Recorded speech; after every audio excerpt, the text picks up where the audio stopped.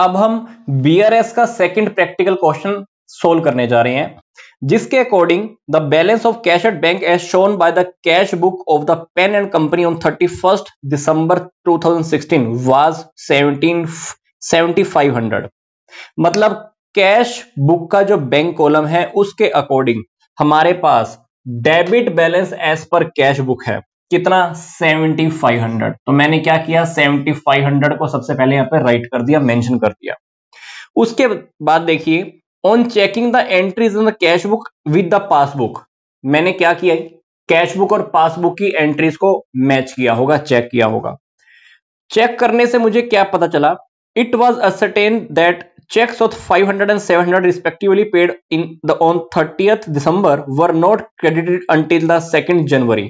मैंने बैंक में चेक जमा कराए थे तो ये रियलिटी में अभी तक मेरे अकाउंट में क्रेडिट ही नहीं हुए।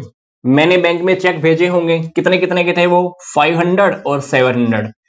जिस दिन मैंने चेक बैंक में भेजे, मैंने कैश बुक में तो मान लो एंट्री कर दी होगी, मुझे लगा कि मेरे बैंक में पैसे आ गए, पर रियलिटी में ये दोनों चेक मेरे बैंक में क्रेडिट ही नहीं हुए। मेरे बैंक में पैसा क्रेडिट नहीं हुआ, जमा नहीं हुआ। तो जब मैं बीआरएस बनाऊंगा तो बीआरएस की डेट पर फिर मैंने क्या की, चेकिंग की कैश बुक और पासबुक की, तो मेरे को क्या पता लगा कि ये चेक मेरे बैंक में डिपॉजिट नहीं हुए। तो मुझे क्या करना है, बीआरएस के अकॉर्डिंग ये अमाउंट मैं यहां पर मेंशन कर दूंगा 500 प्लस 700। तो मैंने क्या किया, टोटल 1200 को माइनस कर दिया। आगे और देखिए, and 3 checks of the 600, 800 and 1200 issued on the 28 December were not presented until the 3rd of January। मैंने 3 चेक किसी को दिए थे, 600 का चेक, 800 का चेक और 1200 का।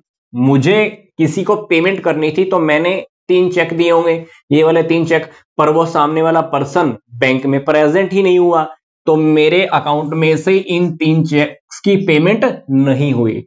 तो ये बात मुझे आज पता लगी होगी जब मैंने कैश बुक और पासबुक की मैचिंग की।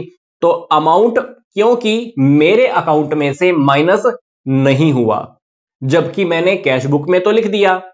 तो अभी क्या करना है, इन तीनों अमाउंट्स को मुझे बीआरएस के अंदर प्लस कर देना है। जब आप तीनों को आप टोटल करोगे तो ये बनेगा 2600। तो यहां पे आप ट्रांजैक्शन का नेम आप सामने लिख दीजिएगा, इसके सामने भी हमें ट्रांजैक्शन का नाम लिखना है। आगे देखिए, there was a credit of 125 the passbook in the respect of the interest. Passbook जब मैंने देखी तो पासबुक में 125 रुपीज लिखे हुए थे इंटरेस्ट के, जिसकी कैश बुक में कोई एंट्री हमने नहीं की है। तो अभी हम क्या करेंगे, 125 रुपीज यहां लिख दो आप, 125 इंटरेस्ट। आगे देखिए, there was also bank charges debited in the passbook in all to 10 rupees. Bank की पासबुक से पता चला कि बैंक ने 10 रुपीज बैंक के चार्जेस के कट किए हुए हैं। तो अब आप क्या करोगे, इसकी एंट्री तो कैश बुक में नहीं थी, तो आप 10 रुपीज अपने यहां पर बीआरएस में माइनस आइटम्स में लिख दीजिए।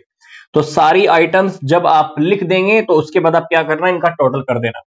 प्लस आइटम्स का टोटल करोगे तो ये बनेगा इतना, और माइनस आइटम का बनेगा 1210। तो प्लस आइटम्स क्योंकि ज्यादा है तो आपका 9015 बैलेंस रह जाएगा। इसको आप लिख देंगे credit balance as per passbook. Question की शुरुआत कैश बुक से की थी, इसलिए लास्ट में जो बैलेंस रहेगा उसको हम लिखेंगे बैलेंस एज पर पासबुक।